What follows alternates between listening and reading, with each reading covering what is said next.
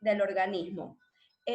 Clínicamente, la temperatura corporal normal puede establecerse vía oral en 37 grados centígrados. Sin embargo, hay que resaltar que la temperatura rectal aumenta o difiere de la temperatura oral en 0.5 grados centígrados y la temperatura axilar difiere de la temperatura rectal disminuyendo 0.5 grados centígrados. Por eso es que el mecanismo o el método de la toma de temperatura corporal a nivel pediátrico ideal es la toma por el mecanismo rectal. Sin embargo, se sabe que a nivel mundial el mecanismo de toma de temperatura corporal más utilizado es el de la temperatura axilar. Por eso se establece que cuando la temperatura axilar está por encima o igual a 37.5 grados centígrados, se puede hablar de fiebre. Esto lo hemos podido ver ejemplificado en la actualidad ahora con los criterios del COVID. Podemos ver que inicialmente en marzo se decía que la fiebre era a partir de 38 grados centígrados. Sin embargo, ese criterio cambió rápidamente a 37.5 grados centígrados porque se dieron cuenta que había esa diferencia de 0.5 grados que no se estaba tomando en cuenta y que la mayoría de los casos la temperatura se tomaba por vía infrarrojo o por vía axilar. Otro término que hay que diferenciar y es de suma importancia en pediatría es, y corrientemente se tratan como que si que fuera lo mismo, es la fiebre y la hipertermia. Como dije anteriormente, en la fiebre hay una elevación o alteración en el punto del centro termorregulador hipotalámico, lo cual trae como consecuencia que se activen los mecanismos de termogénesis y se produzca la fiebre. En cambio, en la hipertermia no va a haber una alteración en el centro termorregulador hipotalámico. Por lo tanto, pero el organismo no va a tener la capacidad de liberar la temperatura o evacuar temperatura. Esto lo podemos ver en pediatría en muchos casos, en los niños que consultan con una historia de que están previamente sanos. Sin embargo, comenzaron con aumento de temperatura corporal posterior a ir a exponerse por largas horas en el día en la pileta o en la piscina, en un parque exponiéndose a altas temperaturas. Por lo que es importante establecer que toda hipertermia no es fiebre. Ahora, quise hablar un poco de la fisiopatología y de la fiebre para que puedan entender cómo se va a dar todo este proceso. Todo esto se va a desencadenar, todo este proceso comienza con la participación de unos agentes, una noxa, un agente lesivo. Estos agentes lesivos tienen por nombre agentes pirógenos exógenos. Estos pueden ser, por ejemplo, cualquier tipo de agente infeccioso, viral, bacteriano, parasitario, traumatismos, quemaduras extensas, isquemias, infartos tisulares masivos. Estos agentes pirógenos exógenos van a tener la capacidad de estimular tanto receptores físicos como receptores físicos. En el caso de estimular receptores físicos, por ejemplo, una quemadura extensa, ellos son capaces de estimular nervios cutáneos o esplácnicos, los cuales a su vez llevan el estímulo a centros reguladores superiores, los cuales elevan o modifican el termostato para estimular los mecanismos de termogénesis y por último, provocar la elevación de la temperatura corporal. En el caso de aquellos agentes pirógenos exógenos que se encarguen de estimular receptores químicos, en este caso, ellos van a producir la liberación de citocinas proinflamatorias, las cuales se van a encargar a su vez de estimular a nivel hipotalámico. Estas citocinas proinflamatorias las conocemos como pirógenos endógenos.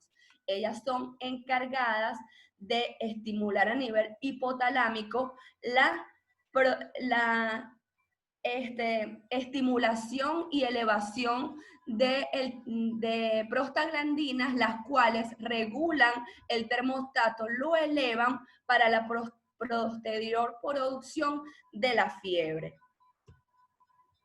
¿Qué pasa cuando llega el estímulo febril? Cuando llega el estímulo febril, cuando este aparece, lo primero que pasa es que el punto del termostato se eleva, el punto del termostato se eleva, por lo tanto, la temperatura corporal trata de reajustarse, elevándose, y para ello se estimulan o potencian los mecanismos o factores termogénicos y se inhiben los factores que hacen termólisis.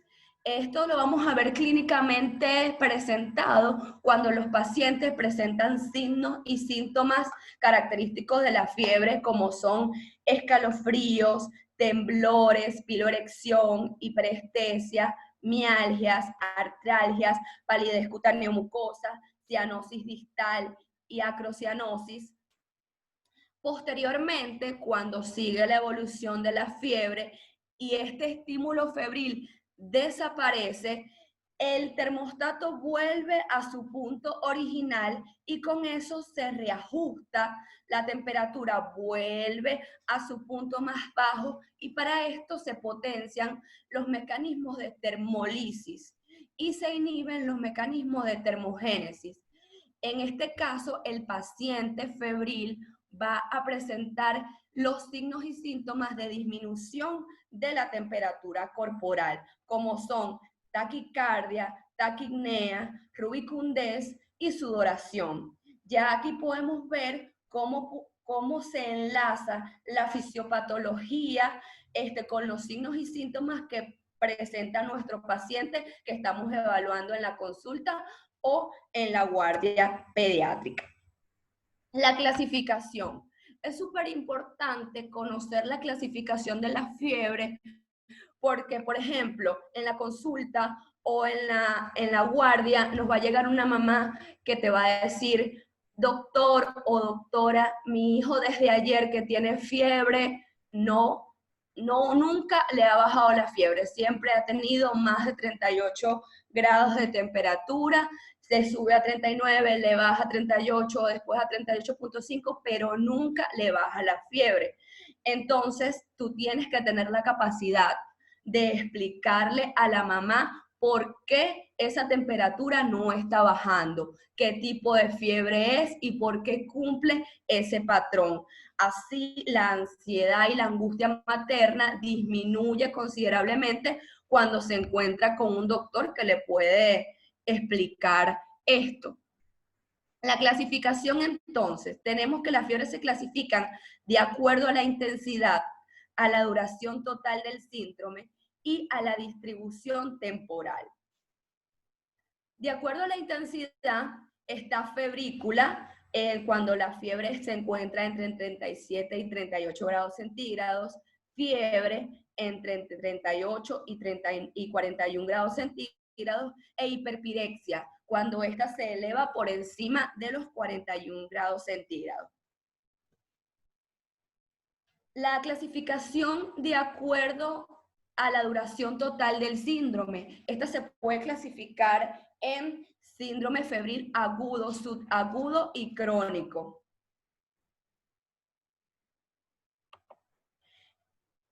El subagudo corresponde a una duración menor de 7 días. Esta clásicamente se ve presentado en aquellos cuadros virales autolimitados y de corta duración que resuelven fácilmente sin ningún peligro.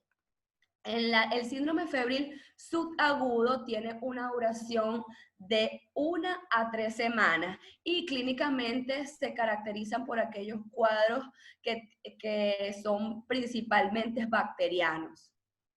El síndrome febril crónico, este también se puede considerar como fiebre de origen desconocido, porque en estos casos son síndromes febriles que duran más de 3 semanas, por lo general ya durante las 3 primeras semanas fueron estudiados y no hay ninguna causa aparente de la infección o de la causa de la fiebre. Las principales causas pueden ser tanto infecciosas virales, bacterianas, o también pueden haber otras causas como colagenopatías y causas neoplásicas, tuberculosis, entre otras. ¿Cómo? No me pasa la lámina.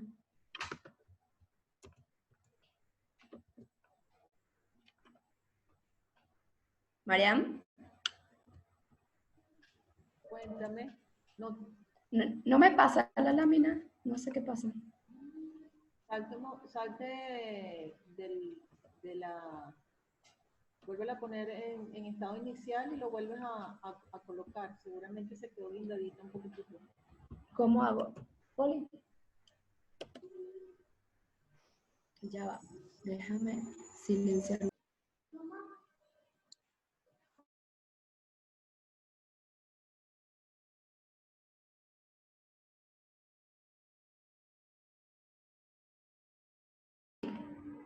¿Me escuchan? Sí, te escuchamos. Ajá, está la clasificación de acuerdo a la distribución temporal del tiempo en continua, remitente, intermitente y recurrente. La fiebre continua es aquella en donde la temperatura corporal permanece elevada durante todo el proceso febril y hay oscilaciones menor a 1 grado centígrado entre esa temperatura corporal. Aquí lo podemos ver ejemplificado en el gráfico. La fiebre remitente, la temperatura corporal permanece elevada durante todo el síndrome febril, pero las oscilaciones de la temperatura son mayor a 1 grado centígrado. También tenemos la fiebre intermitente, que no lo tengo aquí ejemplificado. La temperatura corporal no va a permanecer elevada durante todo el síndrome febril y va a tener periodos afebriles o periodos de apirexia. Estos periodos se pudieran extender hasta 24 horas. Esta a su vez se clasifica en séctica y en cotidiana. Séctica o éctica, la cual es más frecuente en procesos sépticos, y la temperatura basal y la temperatura máxima van a variar muchísimo, por lo tanto gráficamente se van a ver como espigas muy afiladas. La fiebre cotidiana, que tampoco lo tengo aquí ejemplificado, se va a ver sobre todo en ciertas especies de Plasmodium, en donde la fiebre va a dar todos los días, cada 24 horas, en forma intermitente. En la fiebre recurrente, la fiebre tampoco, el aumento de la temperatura corporal no va a durar todo todo el periodo o el síndrome febril, y va a presentar largos periodos de apirexia, inclusive de muchos días. Está el tipo P-Leinstein y la fiebre terciana, cuartana y quintana. El tipo P-Leinstein es una presentación que se da específicamente en procesos como neoplásicos, en donde el paciente puede presentar periodos de fiebre de 3 a 10 días continuos y después periodos afebriles de 3 a 10 días y así sucesivamente. Y la fiebre terciana, quintana y cuartana son características de ciertas especies de Plasmodium, en los cuales la fiebre se va a presentar, como lo hemos ejemplificado acá, cada 2, 3 o 4 días.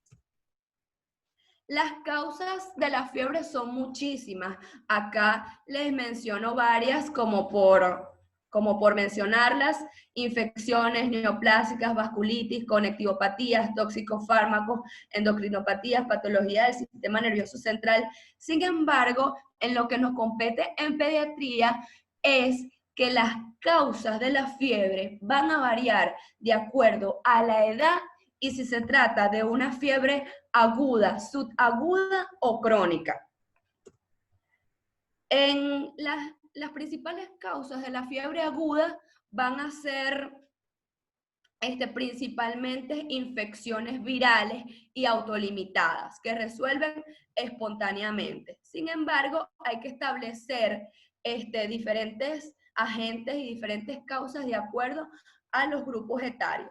Los recién nacidos se consideran pacientes generalmente inmunocomprometidos o inmunodeprimidos, ya que ellos no van a tener la capacidad de hacer o frenar la infección y localizar la infección. Por lo tanto, ellos tienden a hacer más frecuentemente infecciones graves, inclusive pudiendo llegar a la sepsis. Los agentes etiológicos que principalmente afectan a los recién nacidos son aquellos asociados al canal de parto, como el estreptococos de beta-hemolítico del grupo B, o estreptococos agalactiae, listeria monocitógenes, virus del herpes simple y Escherichia coli. Estos principalmente pueden producir infecciones graves como neumonías, infecciones del tracto urinario, pielonefritis, inclusive meningitis, y pueden llegar a presentar sepsis neonatal. Los lactantes menores de 1 a 3 meses, ellos se comportan muy similares a los pacientes recién nacidos. Los lactantes de 3 a 24 meses, ellos presentan principalmente, en la mayoría de los casos, infecciones respiratorias o infecciones gastrointestinales autolimitadas, generalmente de origen viral.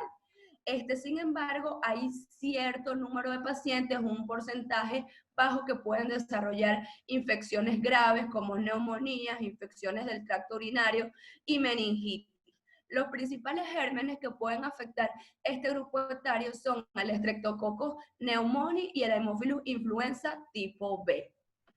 En cambio, los niños mayores de 2 años son niños que se afectan principalmente por infecciones virales autolimitadas, que principalmente son del tracto respiratorio superior y gastrointestinales. Si hay una alta probabilidad si hay una fiebre sin foco, hay una alta probabilidad de enfermedad grave. Tenemos que descartar infecciones urinarias, neumonías y bacteremia oculta. Las causas de fiebre aguda y fiebre crónica son diferentes. Puede haber estomastitis aftosa, faringitis, adenitis, sinusitis, tuberculosis y fiebre crónica. Son muchísimas causas, sin embargo, ahora no son tan importantes mencionar para este tema. La evaluación del paciente, primero debemos dirigirnos a una anamnesis. Y se va a parar pronto la clase. ¿Marian? Sí, ahorita se va a caer, Esther, te vuelves a conectar con la misma que te dijo, ¿viste? Queda un minuto. Ah, ok, está bien. Bueno, la evaluación pediátrica inicia con el anamnesis. Es importante destacar los antecedentes que pueda relatarnos el paciente para poder armar clásicamente nuestra enfermedad actual. ¿Qué fue primero? Si primero fue la fiebre o si primero fueron